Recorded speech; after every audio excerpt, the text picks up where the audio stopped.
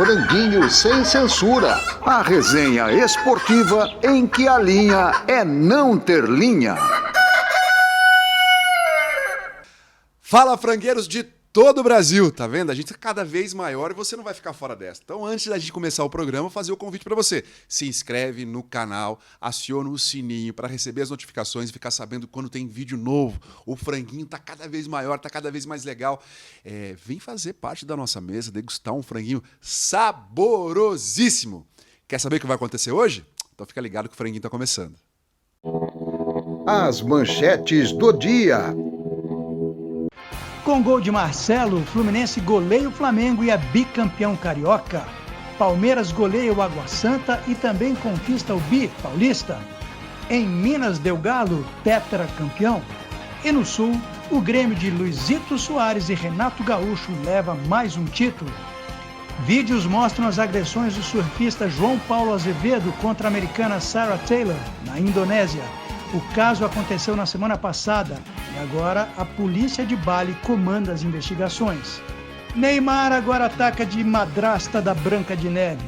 O atacante do PSG usou as redes sociais para publicar uma foto em que brinca com a legenda "Espelho, espelho meu". Existe alguém mais competitivo, lutador, ousado e, claro, lindo do que eu? O novo regulamento do futebol brasileiro permite a Rogério Ceni escalar o São Paulo com 7 estrangeiros na Copa do Brasil. A seleção brasileira feminina de futebol joga bem e derrota a Alemanha, vice-campeã europeia, em amistoso ontem em Nuremberg. 2-1, gols de Tamires e Ari Borges. A Copa do Mundo começa daqui a 2 meses. Ponte Preta é campeã após 54 anos, venceu o Novo Horizontino nos pênaltis e voltou à Série A do futebol paulista. Fórmula 1, Pérez está frustrado com a Red Bull. Inaceitável, ele diz, sobre as decisões tomadas pela equipe. E no meio da relação conturbada, os problemas no GP da Austrália deixaram a situação ainda pior. Vamos começar? Olha, os tão criticados campeonatos estaduais, para variar, fizeram vítimas e heróis. Na minha opinião, os 3 técnicos que se saíram muito bem nesses campeonatos regionais foram o Abel Ferreira do Palmeiras, o Vojvoda do Fortaleza, ele que é argentino, e o técnico Fernando Diniz, brasileiro, do Fluminense, que conquistou o bicampeonato em cima do Mengão. Entre os caras que se deram mal, acho que é óbvio, é evidente que quem saiu por baixo, né, quem se saiu por baixo foi o técnico Vitor Pereira do Flamengo. É óbvio, né não? O que vocês acham? Quando a gente pensa nos estaduais, né, a gente lembra, assim, tem a rivalidade que não esteve presente em muitos dos estaduais, né, tipo Grêmio e Caxias, é uma rivalidade que não é internacional. Palmeiras e Água Santa, 0 rivalidade. Talvez Atlético Mineiro e América, a única rivalidade que teve foi o Fla-Flu.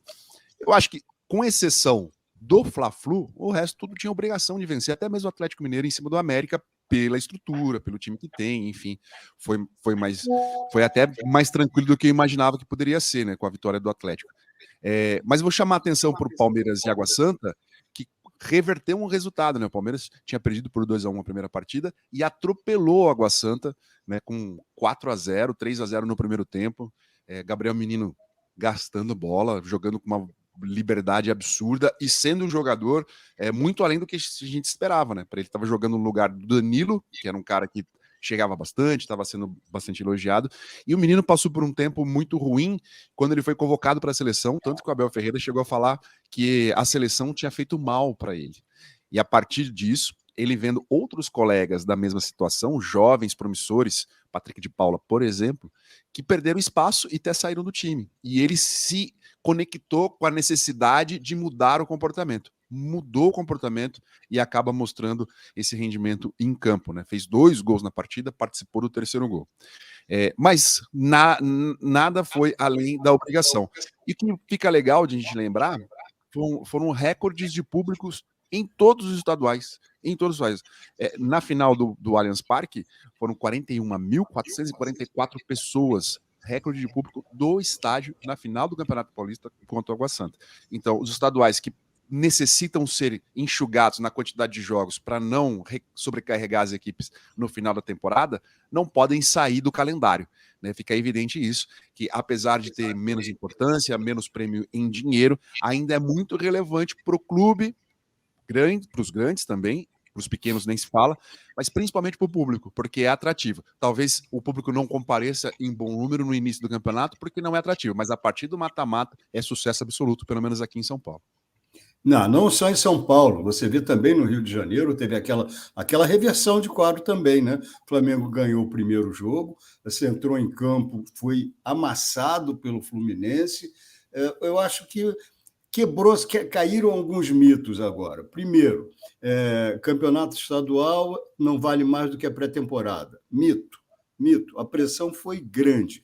Pergunta ao Vitor Pereira, ex-técnico do Flamengo, se campeonato estadual não vale nada. Se ele entrou nessa, entrou errado. Acabou demitido.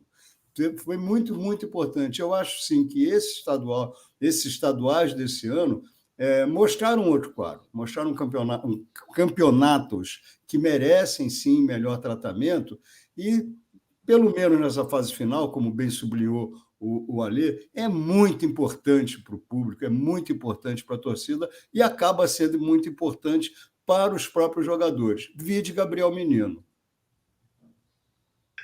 E eu queria falar também, vocês falaram dos dois, do Campeonato Cearense, que também foi um campeonato espetacular. A final foi espetacular, né? A torcida cearense está de parabéns, encheu o estádio nas duas finais. O Vojvoda do Fortaleza conseguiu reverter também, e foi um campeonato espetacular. O resto vocês falaram, e queria dar parabéns ao Lito pelo título do Botafogo. 5-2, não foi um resultado qualquer, né? Agora, engraçado, né? Entrou com o time reserva, os titulares deviam estar de castigo no banco, pelo que fizeram aí na estreia na Copa Sul-Americana, que aquilo ali não é poupar jogador, é pôr de castigo, que é o que eles merecem, né? Mas foi bastante interessante, sim. Só para fechar aqui, não sei se a Márcia vai falar ainda, desculpa, só para pegar o gancho do Botafogo, espetacular vai ser o encontro na Sul-Americana quinta-feira que vem, né? Cerro Valerro contra Botafogo no Engenhão, com Louco Abreu de técnico da equipe peruana. Vai ser sensacional esse encontro. Vai. Louco Abreu. Eu não acompanho tanto como vocês os jogos todos, mas obviamente que as finais, né, dos campeonatos eu fiquei bem atenta e foram tanto aqui em São Paulo como no Rio, foram, como vocês falaram, de virada, e eu acho que isso também ajuda a dar um up, assim, né, pelo menos na final dos estaduais, e a questão do público comparecendo em peso e inchando, né, agora a minha alma argentina falando, inchando o seu time, importante porque, por exemplo, parece que ontem, terça-feira, gente, em 1 hora, depois da vitória do Fluminense sobre o Flamengo, em 1 hora, 18 mil ingressos foram vendidos para o jogo do Fluminense na Libertadores. Então, é uma coisa que é isso, que a vitória ajuda os técnicos, ajuda os jogadores, a vitrine, e os torcedores respondem, né? Indo aos campos, participando, gritando e berrando, enfim. Eu só fiquei muito triste que num dia santo, o Água Santa não fez milagre. Eu esperava muito um milagre, mas não rolou. Muito legal, tá de novo no meio dessa seleção do franguinho. E dessa vez, para fazer um convite para você. O convite é esse aqui, olha. Venha conhecer o meu livro, Birinites, Catiripapos e Borogodó. Um livro de crônicas, histórias do dia a dia, essas comuns que acontecem com todo mundo, e de gente comum. Um boêmio, um garçom, um cobrador de ônibus, uma ambulante de trem. E também histórias preciosas dos tempos do jornalismo.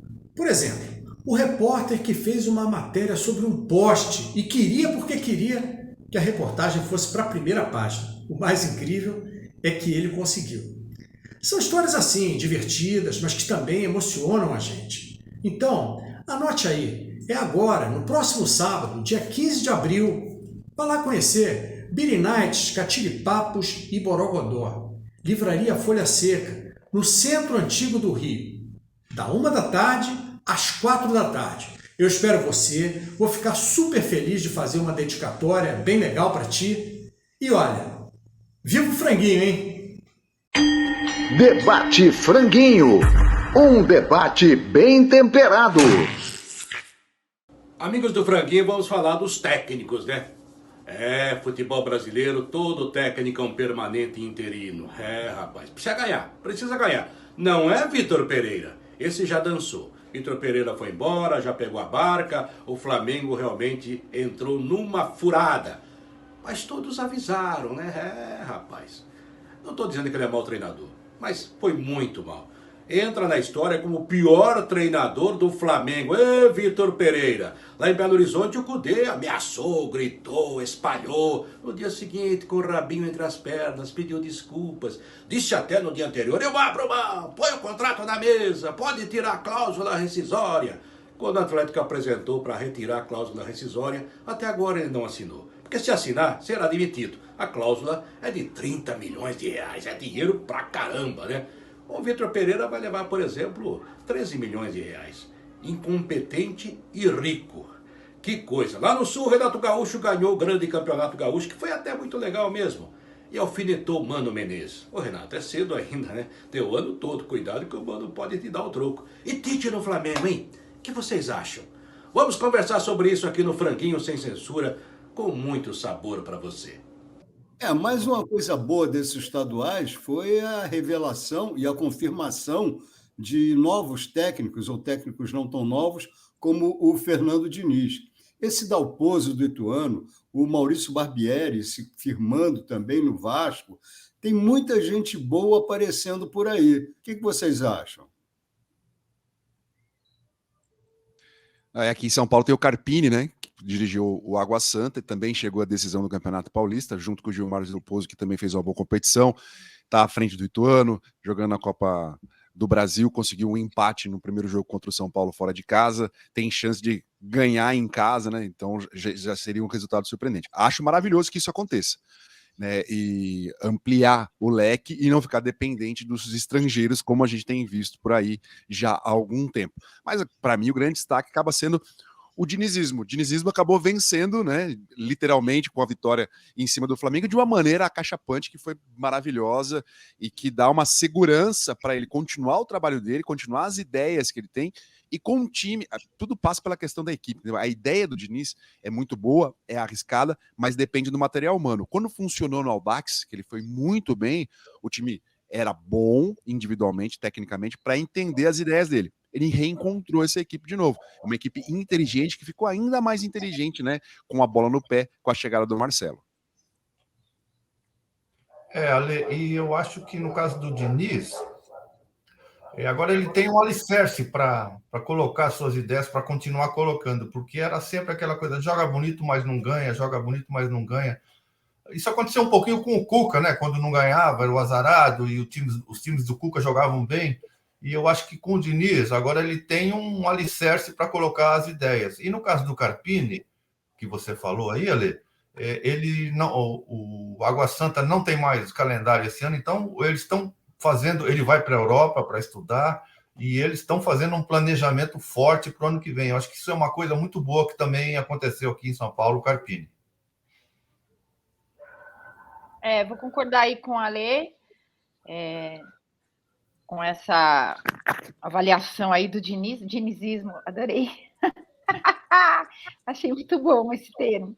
Vamos grafar. E o alicerce que o Amalfi falou é o troféu, né? A conquista, né? Que é isso, não adianta ganhar, jogar bem se não ganha, que afinal é a coisa mais importante do futebol. Eu também estou bem feliz e, de novo, pegando carona no Alê, para a gente não ficar tão refém dos estrangeiros, porque, gente, não é o país do futebol. Puxa vida, 220 milhões de brasileiros, quantos gostariam de ser técnicos, né? E principalmente técnico da seleção brasileira. Quem sabe, né, a CBF começa a olhar para dentro em vez de olhar para fora. Par ou ímpar? Quem joga mais? Bom, amigos, hoje nós temos um par ou ímpar de respeito. Duas grandes duplas. Vocês, do nosso franguinho, vocês ficam com Vampeta e Rincon ou Adílio e Andrade? Tá com vocês aí. O para ímpar é bom, né? Para ímpar é bom. Eu acho que eu acompanhei muito mais, pela minha idade, evidentemente, né? E mais corretamente, né?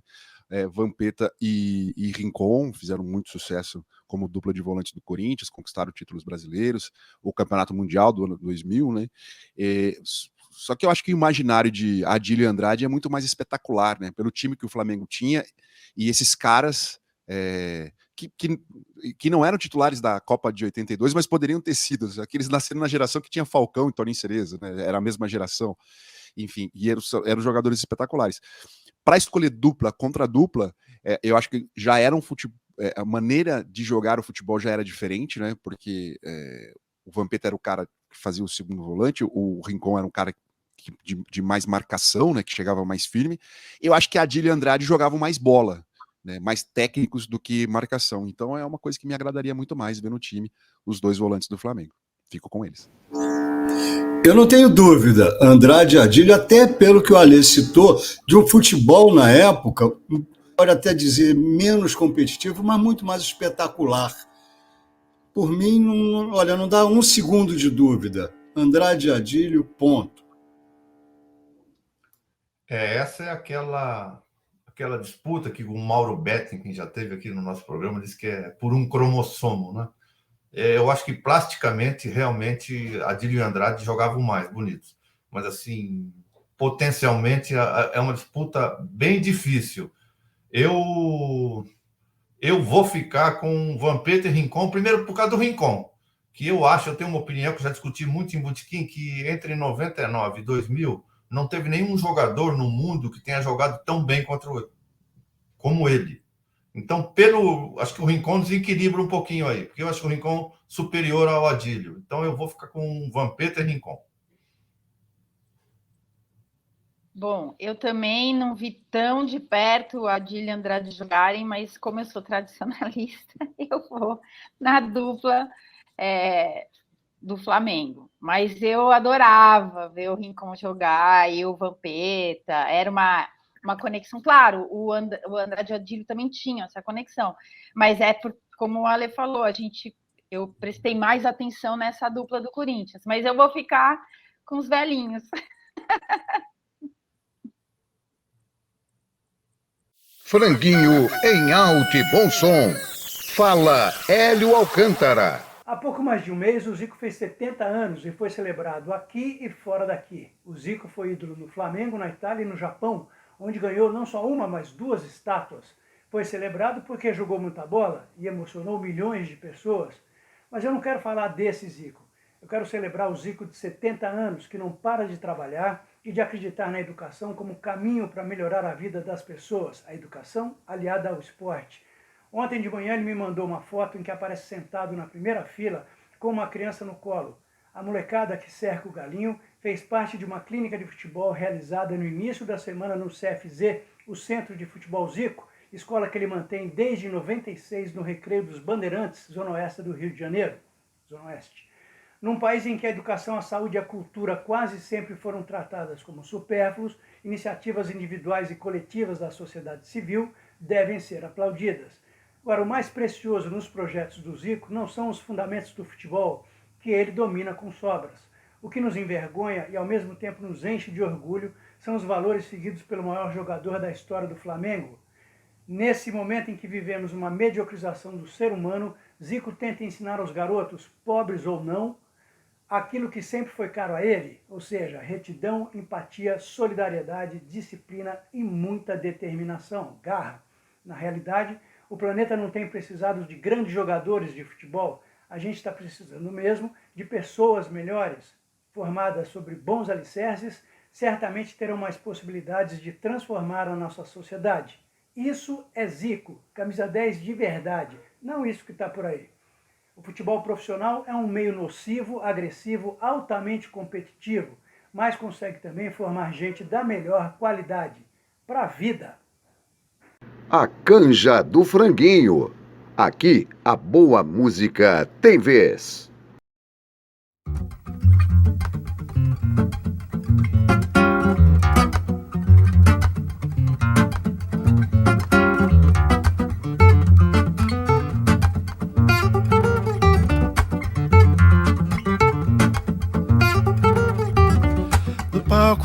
praça, no circo, no banco de jardim. Correndo no escuro, pichado no muro, você vai saber de mim, Mambembe. Cigano, debaixo da ponte, cantando por baixo da terra, cantando na boca do povo, cantando.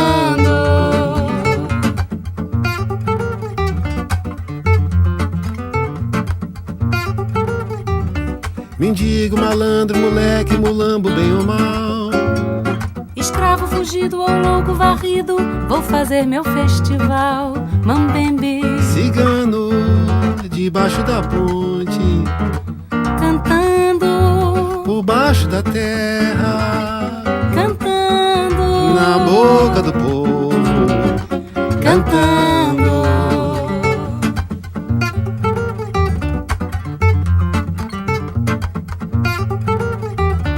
Poeta, palhaço, pirata, corisco, errante, judeu, dormindo na estrada, não é nada, não é nada, esse mundo é todo meu, Mambembe. cigano, debaixo da ponte, cantando por baixo da terra, cantando na boca do povo, cantando.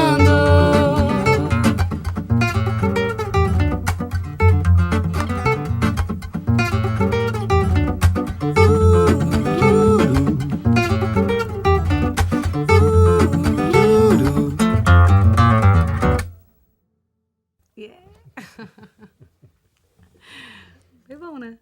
Achei. Eu achei bom.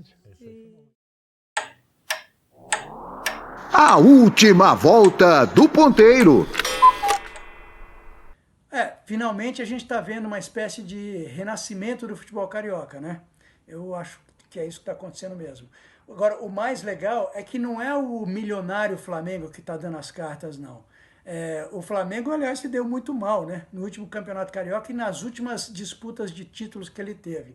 Quem está dando as cartas é o Fluminense, do técnico Fernando Diniz, que conquistou o título em cima do Mengão na semana passada. Outro que está vindo forte, eu acho, é o Vasco, treinado pelo ótimo Maurício Barbieri. Esse cara é muito bom técnico e é um estudioso e eu acho que a gente ainda vai falar bastante dele. A incógnita para mim é o Botafogo do Lito e do Toné, porque embora esteja na ascendente, andou aí fazendo umas burradas, né, em termos de, não dentro de campo, mas em termos de direção. Então eu não sei bem o que o Botafogo vai entregar nesse Campeonato Brasileiro. Mas eu não acho que nenhum dos quatro vai brigar para cair, não. Nem Botafogo, nem Vasco, nem Flu, muito menos o Flamengo. Bom, eu acho sensacional eu como paulista, sensacional esse renascimento do futebol carioca, porque eu sou de um tempo em que eu ficava no radinho, assim, de maneira bem bairrista mesmo, contando quantos jogadores da seleção, quantos eram paulistas, quantos eram cariocas, eram poucos mineiros, poucos gaúchos. Acho sensacional.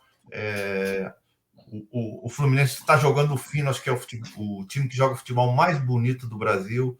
O Flamengo, depois que se organizou, é um inferno, é muita grana, é muito poderio. O Vasco está virando uma SAF e tem a torcida que eu considero a torcida mais intensa do Rio, uma torcida espetacular.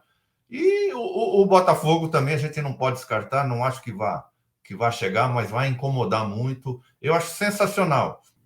Inclusive, gente, o grande clássico para mim agora, a grande expectativa, vai ser Fluminense e Palmeiras. Nunca foi tão sucinto. Vamos aguardar. Vai lá, Márcia, porque essa aqui é a penúltima. Vai lá. Não, pode ir, querido. Não, pode ir, você é a última. Eu assim, acho que realmente o Fluminense ganha fôlego com o Campeonato Carioca, com a conquista, da maneira que foi, da maneira que jogou a final, principalmente. Tem que pensar que o Flamengo estava estraçalhado, estava taticamente péssimo em campo, que se você pensar que o Marcelo não jogava há muito tempo, e ele jogou livre do meio de campo para frente, e jogou como lateral voltando, você tinha que botar alguém nas costas dele o tempo todo, e isso não aconteceu. Para mim era básico isso. Então, taticamente, o Flamengo foi muito mal. E jogou com um time espinhadíssimo, né? Tudo começa. No primeira partida, o Arias perdeu um gol logo de cara. Mudaria totalmente a cara da partida. E agora não, o Fluminense já fez um gol logo de cara, já fez outro. Então, o decorrer da partida levou o Fluminense à facilidade. Vejo assim, Flamengo como elenco ainda muito forte, mas precisa de recuperação. O Fluminense está na frente porque está jogando bem, o Botafogo corre mais para trás e o Vasco é sempre uma incógnita, né? Parece que vai bem, parece que não vai bem, tá sempre em altos e baixos. Mas claramente os times do Rio estão recebendo mais investimentos que estavam parados durante um bom tempo, todo mundo, né? Um rival puxa os outros. E isso tem acontecido no Rio de Janeiro. A impressão que dá que o Campeonato Carioca pode ser até mais interessante que os outros campeonatos, pela competitividade ali entre as equipes. Acho que eu vou prestar mais atenção no Campeonato Carioca. E eu só queria registrar aqui que eu fiquei muito feliz com a vitória do Tricolor do Rio, porque, para mim, é um clube elegante, bonito, tem um hino lindo e tem a sede de clube mais incrível do mundo, com aqueles vitrais maravilhosos. Meus parabéns para os tricolores do Rio, parabéns. E duas coisinhas aqui, o Flamengo, no Flamengo, não é só Jesus que salva, né? Então é São Paulo também. Eles estão recorrendo ao Santos. Santos, mas né, Agora, só quero contestar a Márcia e dizer assim que o Campeonato Carioca não é melhor que o Campeonato Paulista. O Campeonato Carioca tem o seu charme, é legal e tal, mas a partir do mata-mata em diante, né? A fase de grupos aqui em São Paulo é muito melhor, não dá para comparar. A distância entre as equipes ainda é muito grande no Rio de Janeiro. Só por isso, assim. Só para defender um pouco. Não, sim.